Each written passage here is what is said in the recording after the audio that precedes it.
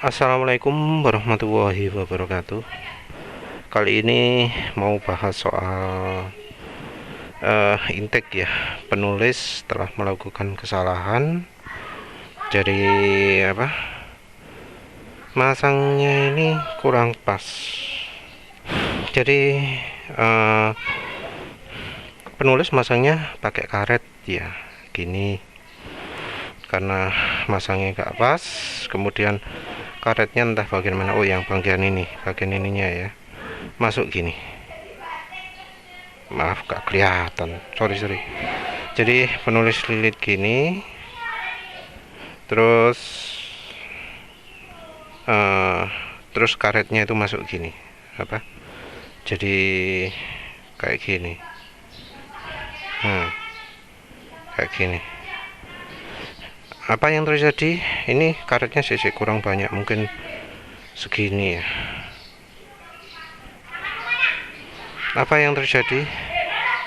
Mesin ternyata masih menyala ya, yang bawa anak, bunyinya bus, malah lu yang ngebas ya. Jadi kayaknya Ayla ini butuh yang kecil. Karena tahu gitu ya, kebetulan juga penulis sudah pasang lagi. Penulis akhirnya beli kabel yang 10 mm. Nggak nyangka harganya mahal juga ya. 10 mm penulis beli offline 20.000, merek Eterna. Kelihatan nggak tulisan nih, Eterna 10 mm. 10 mm diameter luas penampangnya kabelnya ya, luas penampang tembaganya. Jadi ini terus penulis sudah nggak pakai karet lagi, nggak pakai ini, tapi langsung wis. Ini kalau dari sisi lebarnya ada selisih cukup banyak ya, selisih cukup banyak. Ini beda ukuran, ini 6 mm, ini 10 mm, ada beda cukup banyak ya. Terus kumparannya nggak penulis buat renggang, tapi penulis buat rapat. Terus pakai aturannya, rumusnya Semenite. Jadi panjang itu antara 1,3 sampai 2 kalinya diameter luar ya. Ini diameter luarnya kira-kira 4 cm. Terus hubungannya dengan diameter luar ini dan throttle body ada yang menarik. Jadi Bro Aksan Arya itu dia nggak tahu di mobil apa, entah Grand Max, entah XL7, Suzuki XL7, entah yang mana. Tapi dia ketika pasang ini tenaga malah turun. Bukan tenaga turun, tarikan turun. Tenaga yang turun ya, yang turun tenaga turun. Jadi nggak enak malah. Cuma sebaliknya, ketika belalai ini dilepas, tarikan jadi lebih enak. Jadi belalai ini yang selangnya ini dilepas malah lebih enak. Ini beda dengan penulis yang kalau belalai dilepas malah nggak enak. Jadi kalau ini dilepas, mau dipakai pelan mau dipakai kencang nggak enak. Mau pakai pelan macet-macetan, kencang luar kota ya, jalan 100 gigi 3 gitu ya. Ini mobil gigi 3 nya sampai 120. Kadang penulis kalau gigi 3 dipolkan gitu ya, gak enak tarikannya, gak enak sama sekali. Jadi atas gak enak, bawah gak enak. Begitu dikasih ini, bawahnya makin enak, yang atas nggak berkurang kayaknya, mungkin nambah, nggak tahu lagi lah. Yang jelas biasanya kalau standarannya belalai dipasang tanpa ini, standaran itu di RPM 4000 itu tenaga terasa naik kan. Jadi penulis sudah pakai bro kapasitor di sensor oli. Jadi mobil penulis ini nggak ngalami tenaga ngedrop di 2500. Jadi kalau dipakai normal 1500 mulai ada tenaga sedikit, tapi masih harus nyicil. 2000 sudah mulai ada tenaga. 2500 itu dari 2000 sampai 3000 sudah tarah, jadi tenaga nambah terus. Kalau yang standarannya, ingat penulis, 2500 itu ngedrop. Jadi 2000 ada tenaga, 2500 ngedrop, terus baru 3000 adalah nah punya penulis 2000, 2500, 3000 konstan. Tapi tenaga baru keluar di 4000, baru mantep banget. Setelah pakai ini, maksudnya yang ini sama kabelnya ini, di 4000 sudah nggak ada terasa kenaikan tenaga lagi, tapi di 1500 itu terutama. Jadi sebelumnya 1500 itu nggak enak, dipakai akselerasi nggak enak, tapi begitu dipasang ini 1500, wah enak banget. Dipakai akselerasi enak. 1500, 2000, 3000, 4000, 4000 nya nggak ada kerasa kenaikan tenaga. Jadi kayaknya yang bawahnya naik dan atasnya nggak berkurang. Jadi ini ada teori lagi, punya penulis kalau boleh dilepas gak enak, punya Bro Aksan Arya kalau dilepas jadi enak. Terus penulis tanya, ini diameternya ini, lubang ini lebih besar atau lebih kecil daripada throttle body yang sana? Bro Aksan Arya ngomong lebih kecil ternyata. Jadi belalainya, saluran ininya itu lebih kecil, ini dan ini itu lebih kecil daripada throttle body. Jadi mungkin itu ya jawabannya ya. Tuning dari pabrikan macam-macam beda-beda. Ini diameternya hampir 5 cm, yang throttle body kira-kira 3,5 gitu lah ya. Entah ukuran throttle body berapa, yang lebih tahu mungkin bisa bilang. Tapi kok kayak ini berapa ini, sekitar 36 gitu ya, seukuran R15 mungkin. Jadi seukuran R15. Terus penulis sekarang normalnya intake dalam itu ukurannya 4 cm ya, 4 cm, hampir sama dengan throttle body. Setelah dipakai jadi sekitar 3 cm, dari 4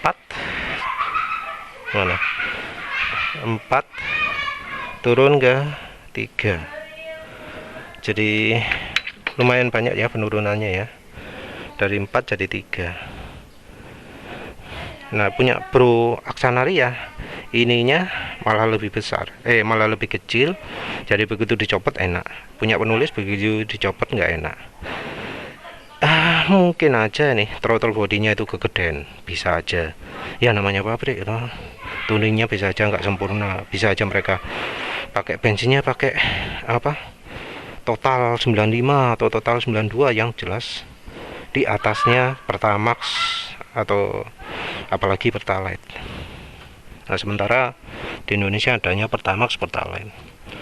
Jadi yang pakai Pertalite, wah jadi kesisa banget karena throttle bodinya kebesaran. Yang Pertamax masih agak kebantu, tapi ya gitu, tenaganya jadi keluar 4000 dengan menggunakan ini diganjel, dikecilkan. Ini ibarat tuning throttle body jadi lebih kecil, jadi lebih sesuai dengan bensin yang yang ada di Indonesia. Terus ini punya NMAX ini sih, ya apa cara ngukurnya. Jadi ini penulis ini sekarang pakai yang semacam ini, bukan ini, tapi ini iseng-iseng tak jual di Shopee. Lapaknya Sucahyo sih, kalau tertarik beli ya silakan. Tak dol piro ini, 20.000, 15.000 bola. Ini kabel 6 mm, ini drumnya toner. Terus penulis tadi lihat di web, throttle body NMAX ukurannya adalah 28 mm. Ini total luarnya 25. Jadi sepertinya intake luar itu ukurannya disamakan dengan intake dalam. Disamakan dengan throttle body. Intake luar ya, bukan intake dalam. Kalau intake dalam lebih besar. Intake luar ukurannya disamakan throttle body. Jadi ini aja 2,5. Padahal untuk masang ini pas di NMAX harus ditambahi beberapa Pak penulis pakai lakban ya, lakban kain itu harus dikasih beberapa lapis ya. Mungkin kalau di total mungkin jadi 3 mm 3 cm 30 mm. Jadi intake keluar disamakan. Ini tadi ini 4 cm aslinya. Throttle bodinya 3,6, ininya 4. Terus yang di NMAX 28, ininya aslinya sekitar 3. Rumusnya hampir sama ya. Nah, penulis kecilkan sekarang jadi berapa? Jadi 2,7, 2,6 lah. Terus kalau sama kumparannya 1,5. Jadi dikecilkan gitu, jadi lebih efisien. Mungkin pabrikan itu tuningnya wis ono pakeme dhewe lah. Jadi untuk ini rumusnya begini, ini rumusnya begini. Tapi itu belum tentu optimal karena bisa aja rumus itu cuma cocok untuk bensin mereka di sana yang dijual di Jepang sana. Bensin supernya sana, bukan supernya sini. Begitu dibawa ke Indonesia, ya performa nggak kayak di Jepang. Walau desain Jepang, ECU Jepang, begitu dibawa ke sini performanya nggak sama. Jadi ya silahkan cobalah. Ini kalau mau yang tanya kenapa kok bisa gini, kenapa kok udara dikurangi tenaga nambah, yang pertama adalah ini kendaraan standar, ECU standar itu kering ya, saluran bahan bakarnya kering, AFR nya kering. Jadi kering sekitar 15, berapa gitu ya, kering ya. Kalau udaranya dikurangi, rasio pembakaran jadi makin baik. Jadi bukan makin kering tapi makin basah. Pembakaran kering, udara dikurangi jadi lebih basah. Kalau lebih basah mendekati 12,5, artinya apa? Tenaga nambah. Itu yang pertama. Yang kedua, ini kemungkinan efeknya seperti Yates, tabung Yates. Jadi di beberapa motor, di Verza ada, di Eric King ada ya, itu dikasih di saluran intake ya, setelah throttle body, sebelum mesinnya itu dikasih leher rangsa terus ngarah ke pipa vakum.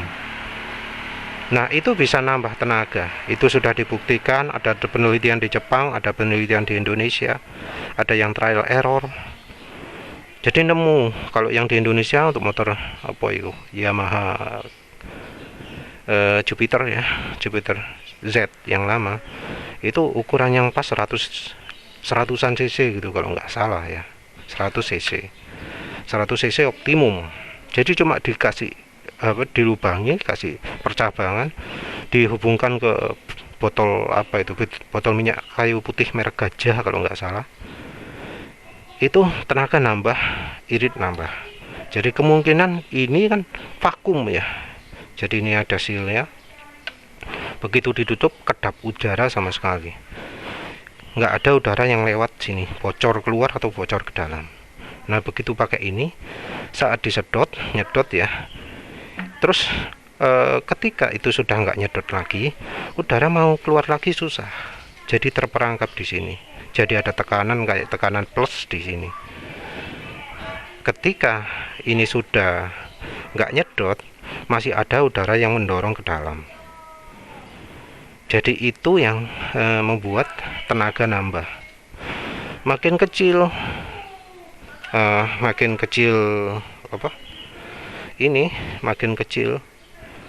saluran ini makin kecil, RPM tenaganya akan mengarah ke RPM yang lebih rendah. Jadi tenaga di RPM rendah makin keluar. Cuma akan mempengaruhi RPM tinggi. Kalau terlalu kecil, penulis sebelumnya pakai yang lebih kecil dari ini kan, itu di RPM tingginya kena. Jadi tenaga nggak bisa keluar karena kekecilan. Jadi harus ada ukuran pas, dan ukuran pas itu sepertinya tergantung bensin. Terus efek kumparannya ini apa? Kalau efek kumparannya ini, efeknya kayaknya cuma bisa terjadi kalau jalannya pelan ya, karena butuh ada proses untuk udara masuk di dalamnya. Ini kumparan dasarnya adalah Cemenite. Cemenite itu sudah terbukti bisa membuat air membeku, lebih sulit membeku. Kumparannya juga nggak boleh pakai kabel serabut ya, harus kabel tunggal pejal gini, kabel padat gini, inti solid core ya istilahnya. Makanya kabel NJA, bukan NJAF. Ya NJAF ya, yang kabelnya serabut. Ini NJA tanpa F, kabelnya kabel tunggal. Ini basicnya Cemenite. Cemenite asalnya dari percobaan. Ketika kumparan macam gini dimasukkan es, tengahnya bening. Kalau kumparan yang beda dari ini, tengahnya putih. Penulis mungkin kasih contoh BAC coil aja ya, contoh percobaan pembukuannya. Kalau yang ini belum pernah penulis bekukan, tapi sebelumnya penulis bekukan itu tengahnya pasti bening. Kalau kumparannya modelnya kayak gini, rumusnya kayak gini. Kalau yang model lain, tengahnya pasti ada putih-putihnya, ada gelembung yang ngarah ke tengah gini, kayak lari ke tengah. Kalau yang ini enggak. Ya apalagi ya, jadi udara kalau lewat sini dia akan kena pengaruhi kumparan ini. Kalau mau yang model gini bagus untuk kesehatan ya, makanya penulis buat Cemenite itu efeknya macam-macam kan, sampai ngiritkan bahan bakar, naikkan oktan macam-macam. Jadi biasanya Cemenite penulis pakai untuk bensin tok. Kalau untuk udara ini susah. Dan ini jadi teknologi pelengkap untuk yang pakai Cemenite prokapasitor. Wis itu. Kalau misalnya nggak pingin merubah ukuran, dililitkan luarnya aja. Tapi embuh ya apa caranya. Jadi untuk penulis pakai yang kecil kayak gini lebih ideal. Ya wis, ini alasannya kumparan. Kalau ada yang mau menghambat intake keluar dengan cara lain, pakai pelat, pakai busa, pakai gabus apa sebenarnya, ya terserah ya, terserah. Karena intinya kalau misalnya belalai luar dilepas tenaga ngedrop, ya logikanya kita harus kecilkan.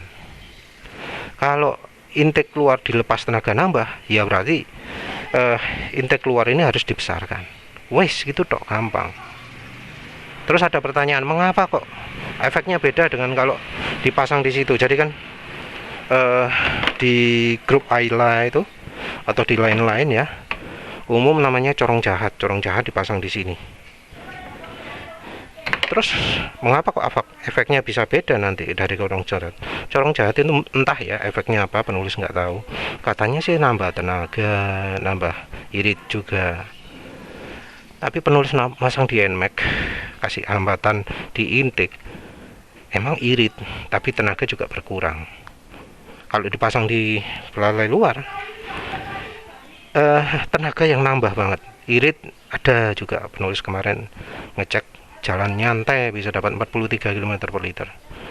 Itu padahal sebelumnya ngoyo itu dengan kondisi CO plus 8, bensinnya pertalite.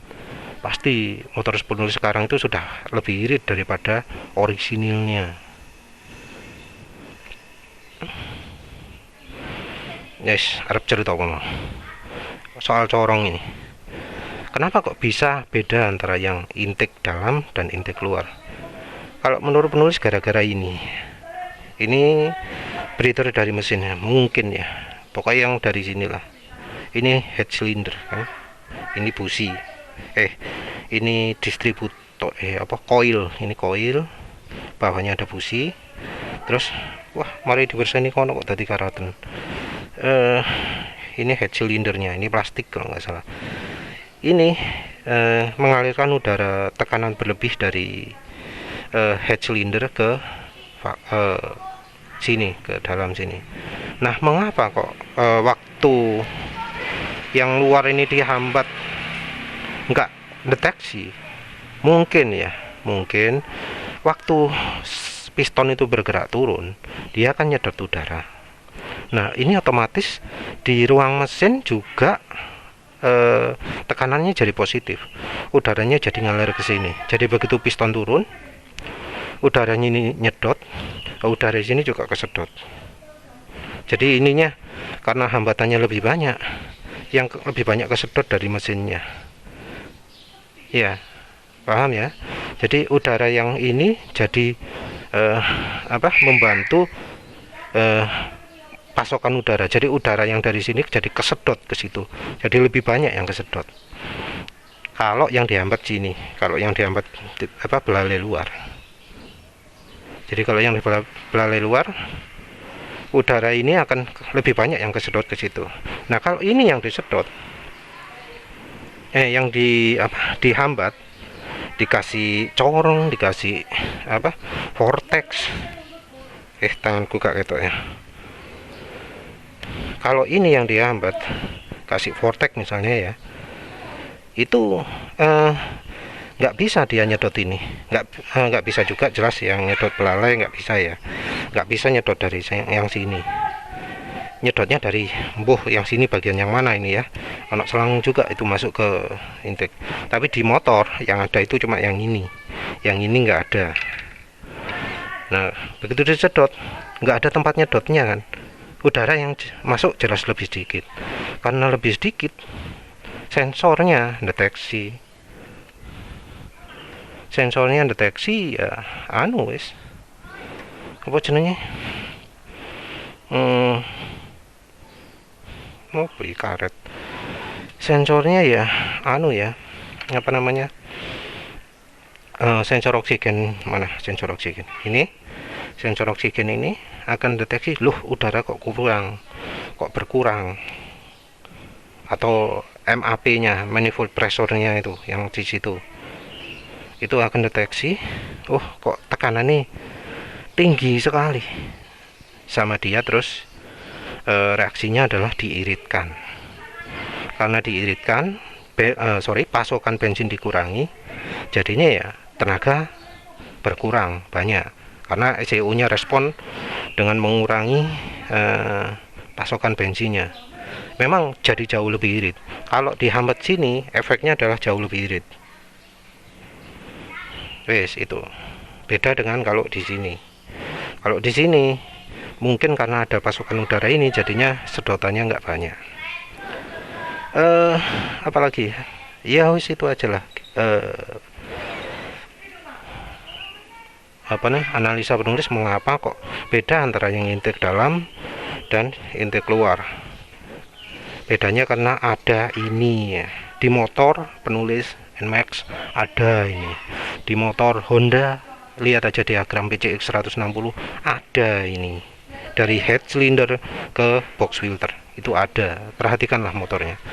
Kalau motornya nggak ada ini, ya mungkin hasilnya bisa beda. Tapi saya ingat penulis bahkan Suzuki Spin pun ada ya. Ada saluran seperti ini ke box filter. Ya, kayaknya itu aja ya. Terima kasih sudah menonton. Assalamualaikum warahmatullahi wabarakatuh.